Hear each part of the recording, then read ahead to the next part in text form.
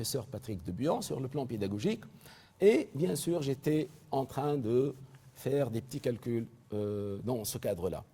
Alors, dans l'une de mes discussions avec Debuyan, M. Debuyan, il me dit « Mounir, je pense que ce sujet ne devra pas aboutir à quelque chose qui s'inscrit dans le cadre d'une thèse d'État. » Bon, c'est-à-dire, je n'étais pas très déçu, mais je comprenais pourquoi. Mais en décembre 1991, je pense qu'il y avait, pour moi, ça représente une date très intéressante, parce que à ce moment-là, M. Debuyan et son collègue, M. Luc Dormieux, visitaient l'ENIT. Et lorsqu'ils visitaient l'ENIT pour donner le cours calcul à la rupture, j'avais programmé de faire un exposé. Comme vous le voyez, c'est écrit à la main, charge limite d'un sol renforcé par une colonne isolée. Alors, c'est-à-dire, je vais parler un peu des résultats que j'ai trouvés. Et c'est exactement peut-être 2 jours avant l'exposé, m'est venue l'idée où j'ai trouvé le résultat du renforcement par un groupe de colonnes. C'était une date pour moi tournante parce qu'il y avait un nouveau résultat. Alors, ce résultat, sincèrement, je le gardais pour moi-même. Mais 2 jours dans la discussion, lorsque je présentais les résultats, M. Dormieux me dit « Mounir, je pense qu'on peut généraliser. » Bon, moi, bien sûr, j'ai réagi violemment. Je lui ai dit « L'idée m'est venue il y a 48 heures. » Oui, et voilà comment on peut faire. Et en sortant de l'exposé, donc Debuyan me disait « Mounir, maintenant, ça peut faire l'objet d'une thèse d'État. » C'est-à-dire, c'était un tournant.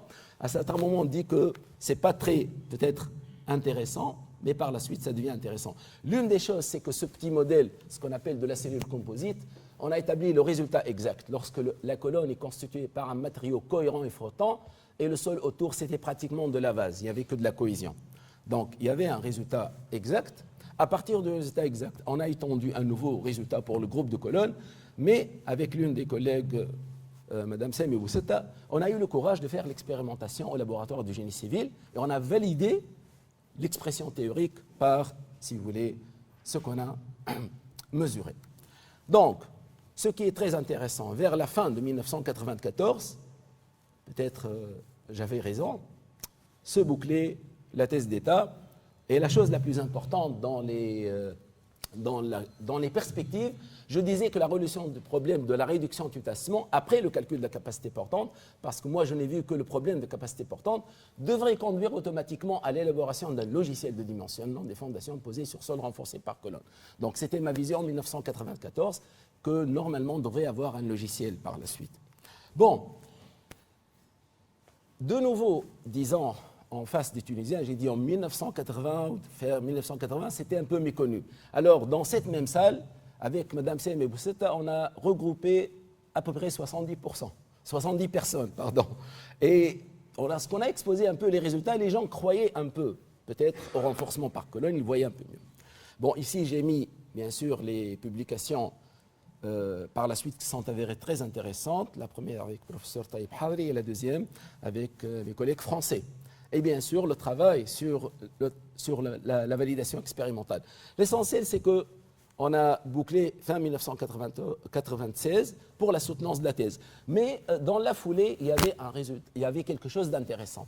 Vers la fin de 1995, un chercheur qui s'appelle Ali Pourbaha, d'origine iranienne, aux États-Unis, il faisait, disons, une formation post-doc au Japon, Port Harbor Research Institute.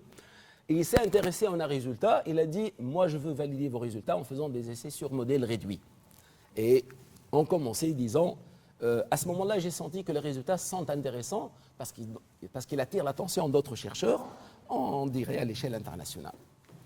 Bon, après 1996, il faut dire qu'il y a une date intéressante. À l'ENIT, ou à l'université tunisienne, c'est l'avènement des unités et laboratoires de recherche.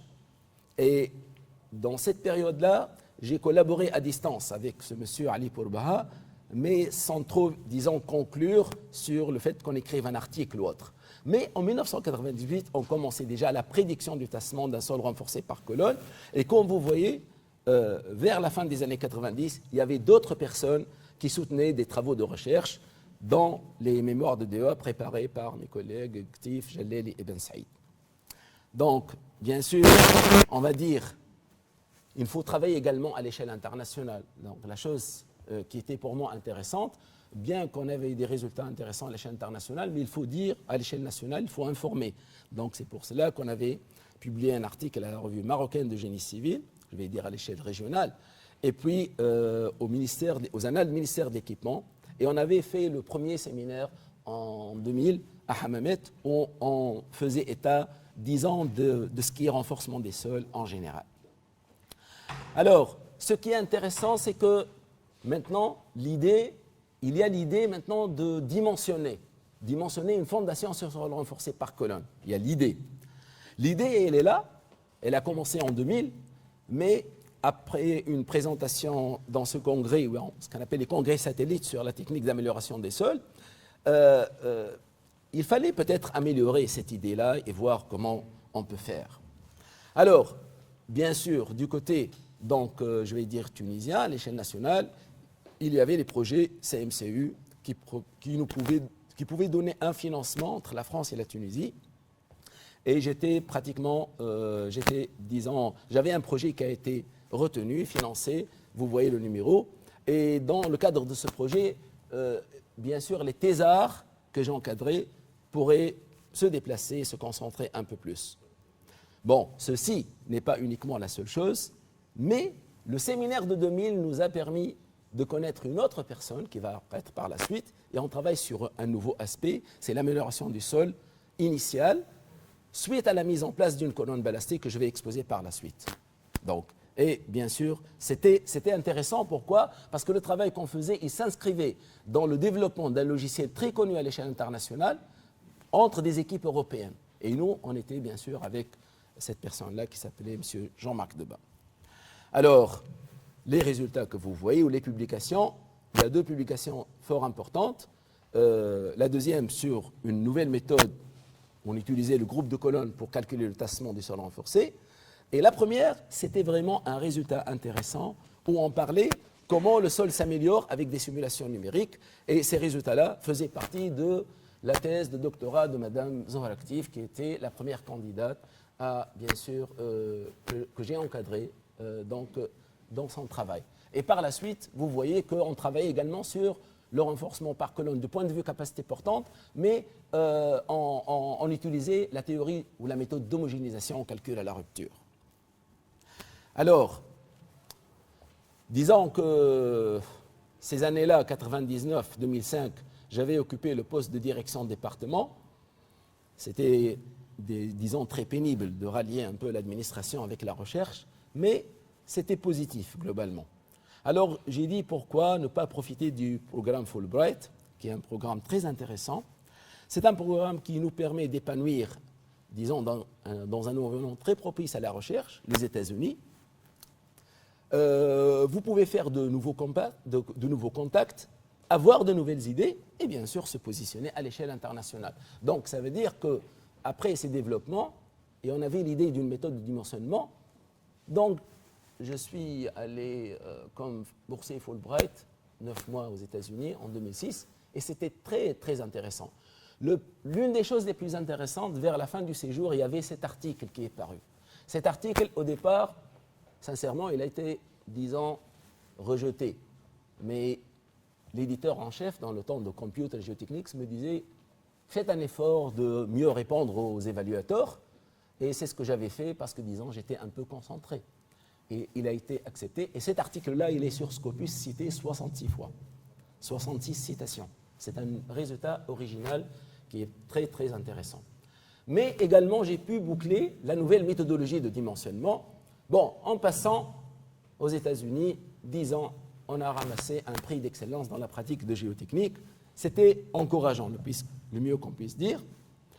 Et 10 ans, il y avait encore l'effort de vulgariser en Tunisie. Cette liste de publications vous montre qu'en 2003-2004, j'ai essayé, sans être mêlé ou sans être parti pris dans le fameux le projet pont Radès-Goulette, j'ai comparé entre les colonnes balastées et les géodrains avec préchargement.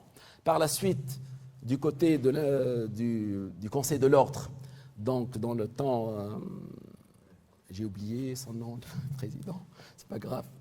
Donc il m'a dit il faut écrire un article dans l'ingénieur tunisien, et encore, même récemment, on a publié aux Annales. Alors, j'ai également profité d'une autre position intéressante. J'étais le vice-président de la Société internationale de mécanique des sols et de géotechnique, représentant l'Afrique entre 2005 et 2009. L'intéressant, bien sûr, il faut travailler pour l'Afrique, entre guillemets, mais à chaque année, vous avez 2 grands événements où vous assistez. Et ces congrès internationaux étaient l'occasion de parler avec des gens et de leur dire qu'est-ce qu'on fait. Et comme vous voyez ici, j'ai pu présenter des choses, que ce soit aux États-Unis, en Égypte, en Afrique du Sud et en Australie, disons, sur les idées de la méthode de dimensionnement de renforcement par colonne. En parallèle, on revient au logiciel. Donc 2005, c'était l'idée ou la préparation pour le logiciel. On a eu un projet VRR financé du ministère de l'Enseignement supérieur de la Recherche scientifique. J'écris très utile, mais pas facile. On sait très bien les problèmes dont je fais allusion, la gestion, le financement et les paiements, etc.